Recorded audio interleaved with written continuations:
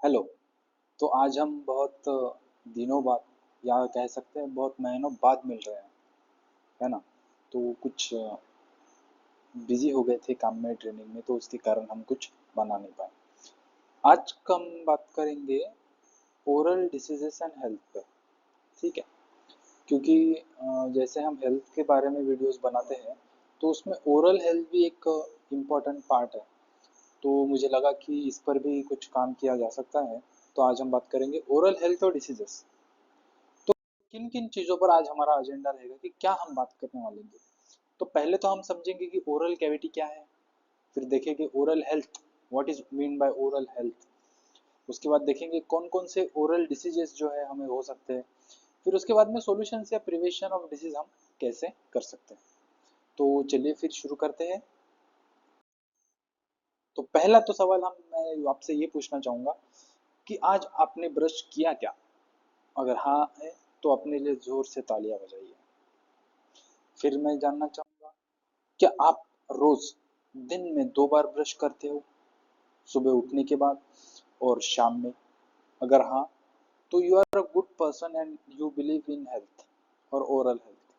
So it is very important to brush 2 times a day. So if you are doing that, then give a claps for yourself. Now we'll understand what is oral cavity. तो cavity का अर्थ क्या है। Cavity मतलब open space जिसमें कुछ जगह है। Oral मतलब जो हमारा माउथ है उसे हम कह सकते हैं ओरल कैविटी। या फिर हमारे लिप्स से अंदर जब हम एंटर करते हैं तो उस कैविटी, उस जगह को हम कह सकते हैं ओरल कैविटी। उसमें क्या आता है, टिथ, हमारे दांत। फिर आता है हमारी टंग, हमारी जीभ। फिर आता है पैलेट, मतलब अगर आप अपने टंग से ऊपर नाक की तरफ टच करेंगे तो कुछ पार्ट आएगा जिसे आप टच करेंगे, वो है पैलेट, ज्याला आपण आभाळ म्हणतो। ठीक है। उसके बाद में आएगा चिक, हमारे जो चिक्स है अंदर से, उसे हम कहते हैं ओरल कैविटी। तो ये सारे मिलाकर सबको हम कहते हैं ओरल कैविटी। तो टूथ, टूथ कैसे आता है, तो जब फर्स्ट मिल्क टूथ कब आता है, पहले 6 महीने में पैदा होने के बाद बच्चा पहले 6 मंथ्स में एक टूथ आ जाता है, मिल्क टूथ। ठीक है। फिर 2.5 साल की उम्र तक बच्चे को 20 मिल्क टूथ आते हैं, मतलब दूध के दांत 20 आते हैं 2.5 साल तक। ठीक है। फिर 6 साल के बाद, 6 साल के करीब जो पहला दूध का दांत है वो गिरना शुरू हो जाता है, और परमानेंट टूथ जो अडल्ट लाइफ में कंटिन्यू रहेंगे वो आना शुरू हो जाते हैं। और करीब करीब 12 साल तक सारे परमानेंट टूथ जो हमारे साथ हमेशा के लिए रहेंगे वो आ जाते हैं। करीब 12 साल तक सारे दांत हमारे इमर्ज हो जाते हैं। सिर्फ और सिर्फ मोलार जो आखिर में जो दाढ़ जो है ना, वो दाढ़ आखिर की दाढ़ वो बाद में आती है, पहले नहीं आती। तो हमें समझना पड़ेगा ओरल कैविटी क्यों इंपॉर्टेंट है। उसके लिए हमें पहले ये समझना पड़ेगा कि बॉडी में बैक्टीरिया कैसे एंटर होता है। सबसे पहले तो बॉडी में बैक्टीरिया एंटर होता है स्किन के थ्रू, मतलब जब हमें मच्छर काटता है तो वो ब्लड सक करता है, तभी बैक्टीरिया भी हमारे शरीर के अंदर, कीटाणु हमारे शरीर के अंदर एंटर होता है। साथ ही वाटर ड्रॉपलेट से हमारे शरीर में हो सकता है। जैसे हमारे शरीर में बहुत सारे पोर्स है, मतलब बहुत सारे छोटे छोटे, दिखते भी नहीं, बहुत छोटे से होल्स है। तो उस होल्स में से अगर एयर के थ्रू या वाटर के थ्रू वो कीटाणु हमारे शरीर के अंदर जा सकता है। उसके बाद हमारे नाक में से कीटाणु हमारे शरीर में जा सकते हैं, वाटर ड्रॉपलेट्स, पानी के रूप में या हवा के रूप में कीटाणु हमारे शरीर में एंटर कर सकते हैं। उसके बाद आता है माउथ। हमारे माउथ से ज्यादातर बीमारियां, हमारे माउथ से जब कीटाणु हमारे शरीर के अंदर जाते हैं तभी हमें डिसीजेस होती है। तो माउथ इसलिए इंपॉर्टेंट है, ओरल कैविटी इसलिए इंपॉर्टेंट है क्योंकि इसमें से जब बॉडी एंटर होता है, जिसमें से बॉडी के अंदर, हमारे स्टमक के अंदर, मतलब हमारे बॉडी का एंट्री है पॉइंट, तो उसमें से जितना ज्यादा बैक्टीरिया आता है सबसे ज्यादा होता है स्किन और नोज से, कम बैक्टीरिया एंटर होते हैं, सबसे ज्यादा माउथ से होता है। तो इसलिए माउथ की केयर करना बहुत ज्यादा इंपॉर्टेंट है। तो फॉर एग्जाम्पल अगर हमारे माउथ के अंदर, हमारे ओरल कैविटी के अंदर अगर कोई कीटाणु आ गया तो वो उसके अंदर अंदर तक जाएगा, पेट तक जाएगा, और फिर हमारे अंदर बहुत सारी बीमारियां क्रिएट कर सकता है। तो उससे बचने के लिए हम क्या कर सकते हैं, ब्रश कर सकते हैं जिससे कीटाणु मर जाएंगे, like that. Oral health, oral health क्यों इंपॉर्टेंट है, क्योंकि ओरल हेल्थ हमें, ओरल कैविटी हमें क्या क्या है, दांत है, जीभ है, और टीथ है, और ये सब हमारी ओरल कैविटी है। तो ये इसलिए इम्पोर्टेंट है ओरल कैविटी की हेल्थ मेंटेन करना, क्योंकि ओरल कैविटी में हम क्या करते हैं, खाना खाते हैं, खाना चबाते हैं। ओरल कैविटी से हम बात करते हैं। ओरल कैविटी से हम पानी पीते हैं। सो ये सारी चीजें बहुत ज्यादा इंपॉर्टेंट है। तो अगर ओरल हेल्थ हम मेंटेन कर सके, इससे क्या होगा, हम अच्छी तरीके से खाना खा पाएंगे। We can eat properly, we could speak properly. तो ओरल हेल्थ अगर अच्छी है तो हम कॉन्फिडेंस के साथ बात कर पाएंगे, है ना। और इससे हमारा दर्द या इन्फेक्शन हमारे माउथ में होने की चांसेस बहुत कम हो जाएंगे, if you are maintaining good oral health. और इवेंचुअली ये क्या होगा, ओवरऑल हेल्थ को अफेक्ट करेगा। अगर हम ओरल हेल्थ अच्छी है तो ओवरऑल हेल्थ जो है पर्सन की वो इम्प्रूव होती रहेगी, और इससे बिल्ड कॉन्फिडेंस होगा। ये सारी चीजें क्यों इंपॉर्टेंट है हम आगे समझेंगे, ठीक है, वन बाय वन। अब हम देखेंगे ओरल डिसीजेस, कौन कौन से oral diseases kids and adult में हो सकते हैं। तो सबसे पहला है तो डेंटल डीके, मतलब दांत का सड़ना, उसे हम कहते हैं डेंटल डीके। चिल्ड्रन में सबसे ज्यादा कॉमन डिसीज जो होती है हमारी माउथ में, उसे हम कहते हैं डेंटल डीके या टीथ डीके, टूथ डीके। मतलब दांतों में कीड़ लगना या फिर दांत खराब हो जाना। कैसा होता है, जब हमारा दांत है, आप फोटो में देख सकते हैं, तो यहाँ पर ब्राउन या ब्लैक डिस्कलरेशन आपको दिख रहा है, कलर चेंज हो रहा है। दांत व्हाइट है तो यहाँ पे कलर जो है ब्लैक और ब्राउन आ रहा है। इसके बाद जैसे जैसे ये खराब होता जाएगा, इसकी कंडीशन खराब होती जाएगी, कैविटी कैविटी बनना शुरू होगी। कैविटी मतलब क्या, दांत में छेद होना शुरू हो जाएगा, और इसके कारण आप खाना नहीं खा पाओगे। तो ये बेबी और अडल्ट दोनों में होता है। तो पहले क्या हुआ, ब्लैक और ब्राउन डिस्कलरेशन आया, कलर चेंज हुआ, उसके बाद में कैविटी फॉर्म हुई, उस पर ध्यान नहीं दिया इसलिए, तो ये हो सकता है। और डेंटल डिके के सिम्टम्स क्या है, पेन ऑन चिविंग, जब हम खाना खाएंगे तो जैसे कैविटी होगी ना, हमारे दांत में छेद होगा, उसकी वजह से चबाते समय खाना हमें दर्द होगा, और उस कैविटी में खाना फंसा रहेगा। और जब हम पानी या फिर कुछ ऐसा खाएंगे जो बहुत ज्यादा गर्म हो या ठंडा हो, तो बहुत ज्यादा सेंसिटिव होगी, मतलब बहुत ज्यादा दर्द होना शुरू हो जाएगा, और हम ठंडा या गर्म नहीं खा पाएंगे। फिर स्वेलिंग, सूजन आना, या फिर दर्द होना, बहुत ज्यादा डिस्कम्फर्ट होना, ये फीवर्स आना, ये सारी चीजें टूथ डिके के साथ हमें हो सकता है, ठीक है। फिर आता है नर्सिंग बॉटल डीके या अर्ली चाइल्डहुड डीके। तो आप इस फोटो में देख रहे हैं कि ये बच्चा सो रहा है, और इसके मुंह में ये जो है दूध की बॉटल है, इस पार्ट को जो है ये इसको हम निपल कहते हैं।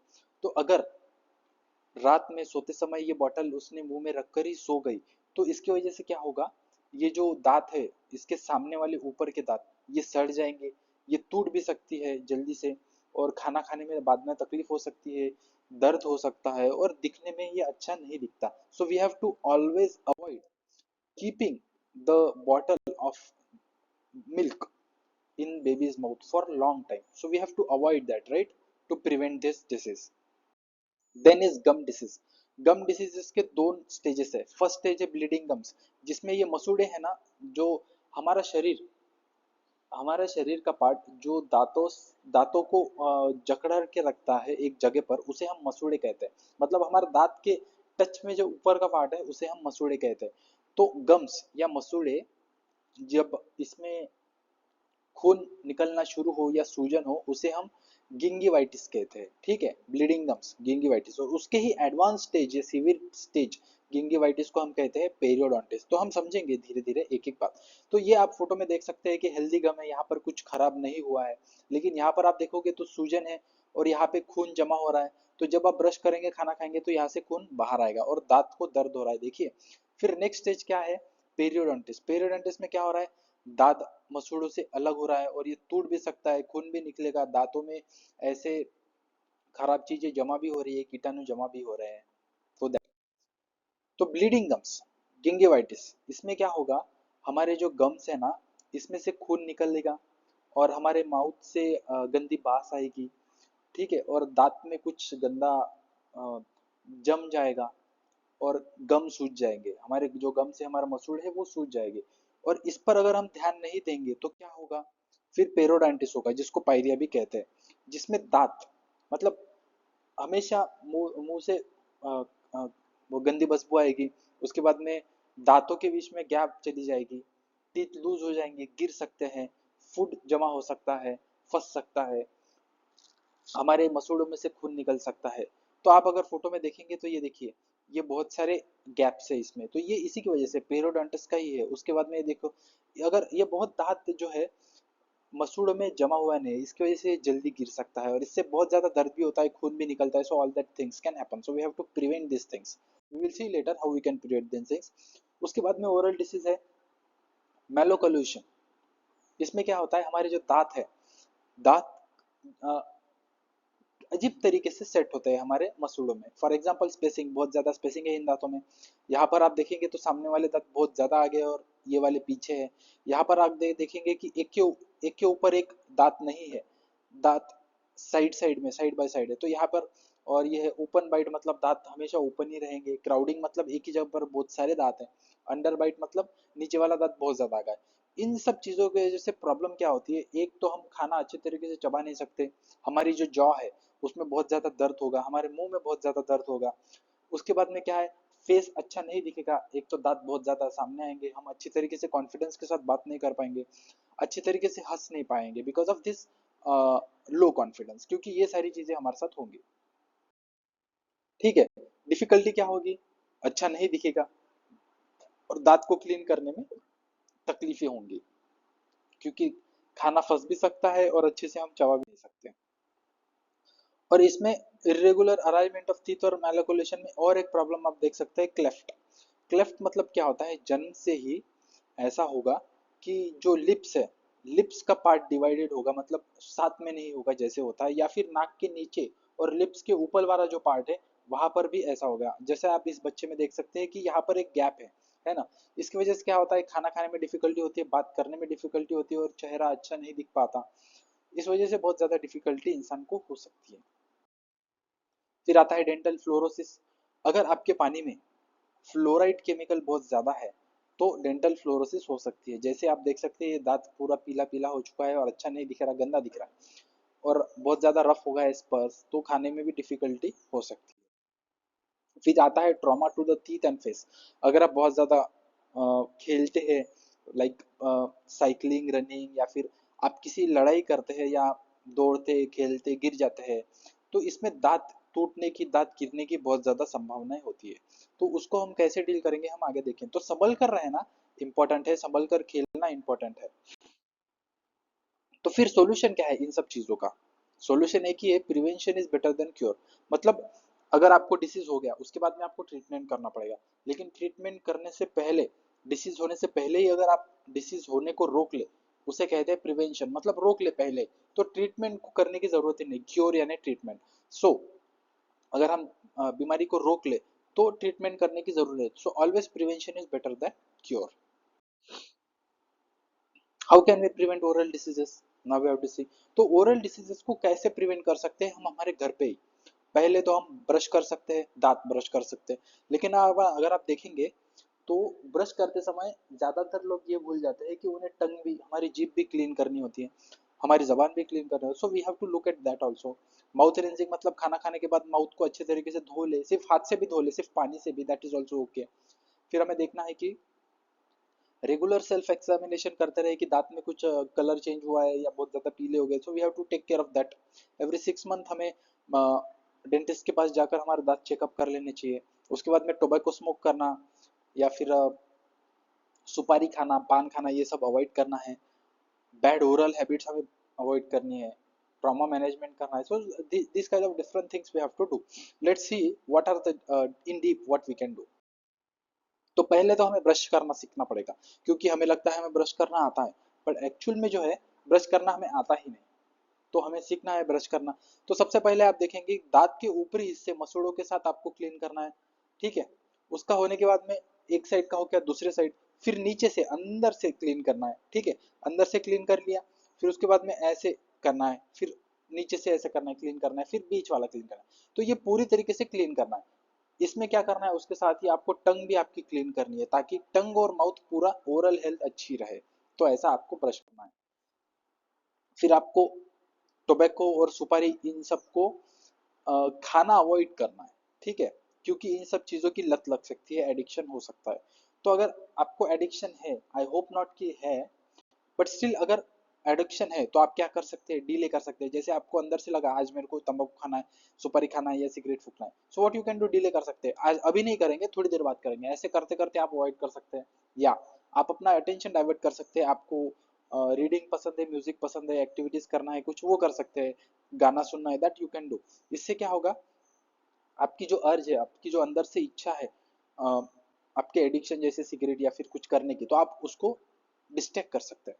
फिर पानी पी सकते हैं, इससे क्या होगा, क्रेविंग्स, आपकी अर्ज कम होगी।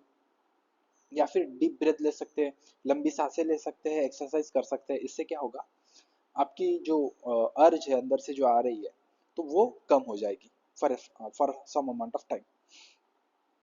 फिर आप कर सकते हैं, इनको अवॉइड कर सकते हैं, बैड ओरल हैबिट। इसमें देख रहे हैं आप, ये बच्चा जो है अपने अंगूठे को चूस रहा है, यहाँ पे आप नेल्स खा रहे हो, अपने नाखून खा रहे हो, यहाँ पे मतलब अपने दांत में ये डाल रहे हो क्या, लकड़ियाँ, और यहाँ पे मुंह खोल के, मुंह से सांस ले रहे हो, और मुंह खोल के सो रहे हो, सो दैट इज बैड। और प्लस यहाँ पे क्या, आप अपना टी शर्ट खा रहे हो, तो ये सारी बैड ओरल हैबिट्स है, इसको आपको अवॉइड करना है, ताकि आपकी जो ओरल हेल्थ है वो अच्छे तरीके से मेंटेन हो और कीटाणु आपके मुंह के अंदर ना आ जाए।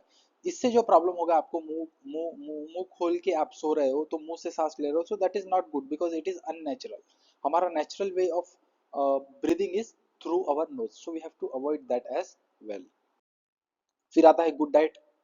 जनरली आप देखोगे, आप जब ये चिप्स खाते हो, आइसक्रीम, चॉकलेट, या फिर जो कोको कोला, पेप्सी, स्प्राइट, ये सारी चीजें, केक वगैरह जब आप खाते हो बहुत ज्यादा मीठा या बहुत ज्यादा सॉल्टी, तो क्या होता है, आपके दांत पे ये चीजें जम जाती है अगर आप ब्रश ना करो खाने के बाद।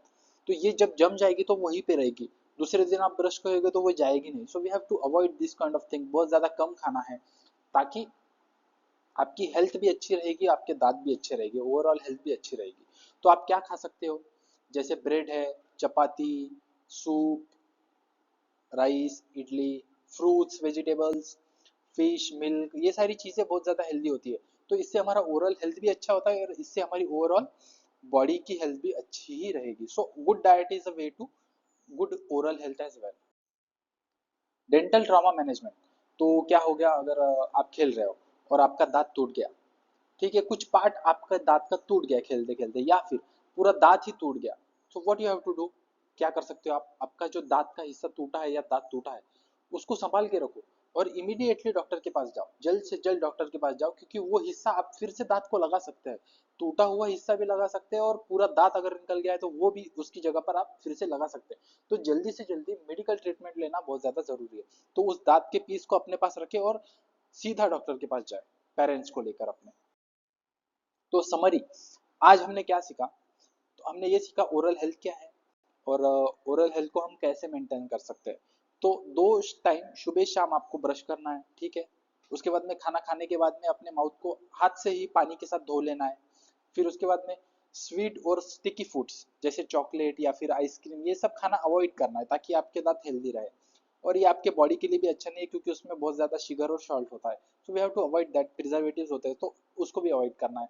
फिर क्या करना है हमको, रॉ और फाइबर रिच जैसे फ्रूट्स और वेजिटेबल्स खाने हैं, और हर 6 महीने में डेंटल चेकअप करा लेना है।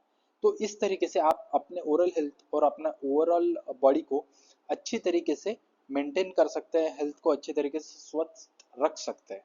ठीक है, तो आज के लिए इतना ही, मिलते हैं अगले वीडियो में। नमस्कार, धन्यवाद, दिव्या सज्जनों, थैंक यू, मिलते हैं।